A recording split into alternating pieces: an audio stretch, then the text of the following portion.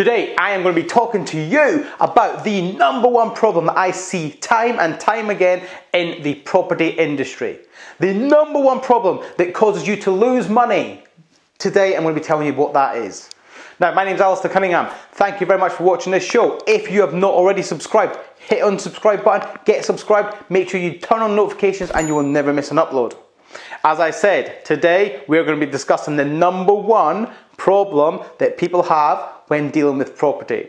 I get people asking me every single day about how to do this, how to fix it, how to find better, how to deal with it, and how to manage it. Builders, if you want to find a good build team, it's imperative. You are going to have to start finding networking events to go to. You're going to have to put yourself out there because the best builders will come to you through word of mouth, through experience, through actual speaking to other investors and asking, do you know a builder in this area? Do you know somebody that's trustworthy in this area?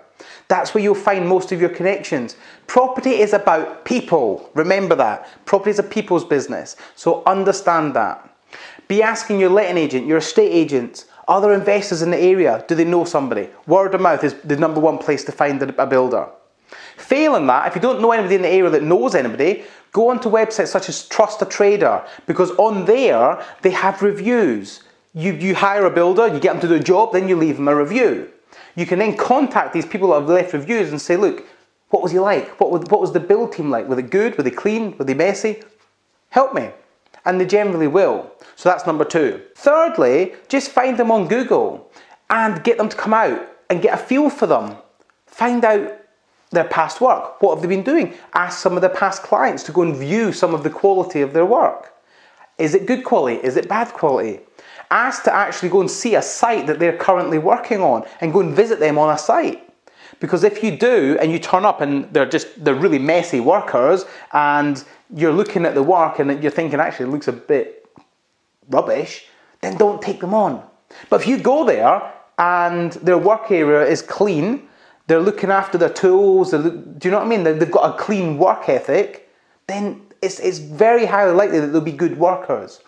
And they'll be clean and they'll look after your property. It's really, really important that to find good build teams, you start networking, speaking to as many people as possible, using online forums, online social medias to try and find people that know them. You want to go really by word of mouth. That's the best way to find a good builder.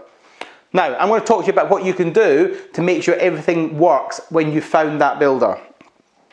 Number one, first thing you're going to do, whatever you ask a builder to do, you're going to have a contract in place for that. The contract is there to protect you and to protect them. So they know what they've got to do, you know what you've got to do. Do not take a builder on for any sort of serious work or refurbishment project unless you've got a contract in place. Because then you're not protected. It's so important. Make sure you have contracts in place. Next.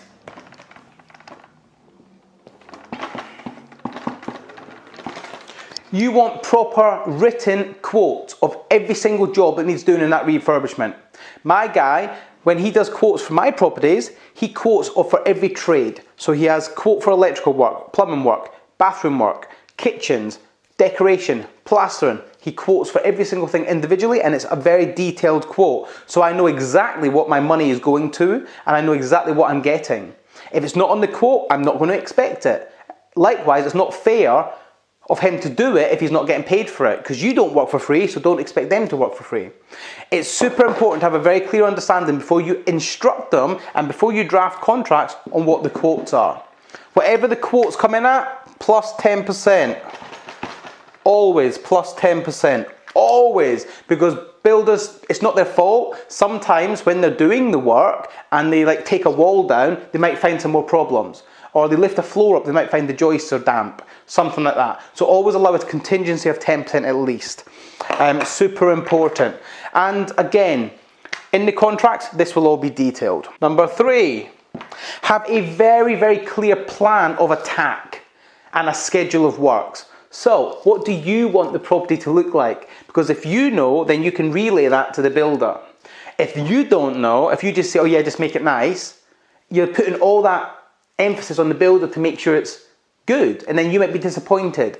So have a very, very clear target and a very, very clear plan of attack of what you actually want it to look like. You've got to know what you want so you can relay that to the builder. Don't just say, yeah, put a nice kitchen in, because nice to you and nice to them might be very, very different. So make sure you have a very clear plan of attack and a very clear schedule of works. Again, should be in the contract. And again, it's relative to this. They'll quote you for that, okay? So make sure this, you know where you're at. If you fail to plan, then you're planning to fail. If you fail to plan, then you're going to get delays. That's simple, and that will happen, trust me. Next, have very clear timelines. How long is this going to take? Make sure it's written in the contract. They're expecting it to take 3 months, 4 months, 5 months, whatever. But make sure you're very clear on it from the offset, because this will cost you money.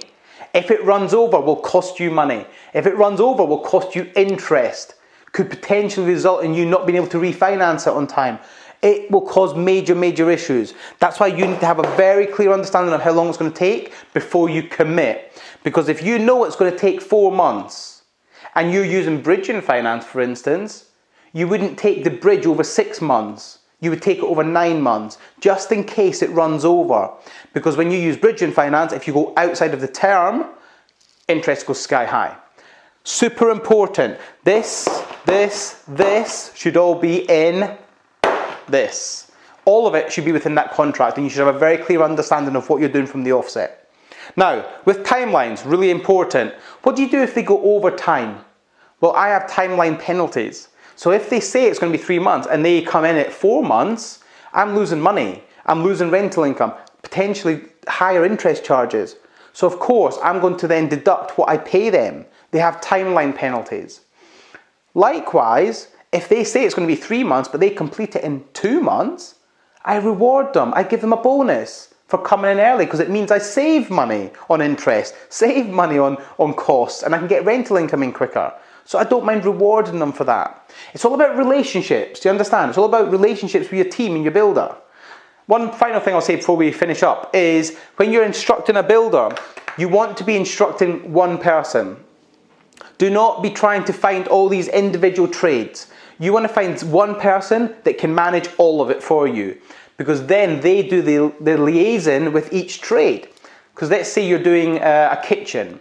Now a kitchen needs multiple trades in there to get it completed. They'll need an electrical guy, they'll need a plumber, and they'll need kitchen fitters. And all 3 of them have got to sync and work together. That can be a bit of a nightmare to manage sometimes, but if you've got one person, one guy or lady, you can then say, it's your problem, you deal with their diaries to make sure they all work together and don't cause you delays. Ultimately, I think it's much better if you have one person project managing, and that doesn't always have to be you. It actually shouldn't be you, because you're not the expert. And you might pay a little bit more money for this, but believe me, it will save you time, it will save you money, and it will save you a lot of stress. Trust me on that. Guys, I hope you found that useful. If you have, drop me a comment below. Let me know if you've been successful in finding builders and how you've done that. And I shall catch you next time.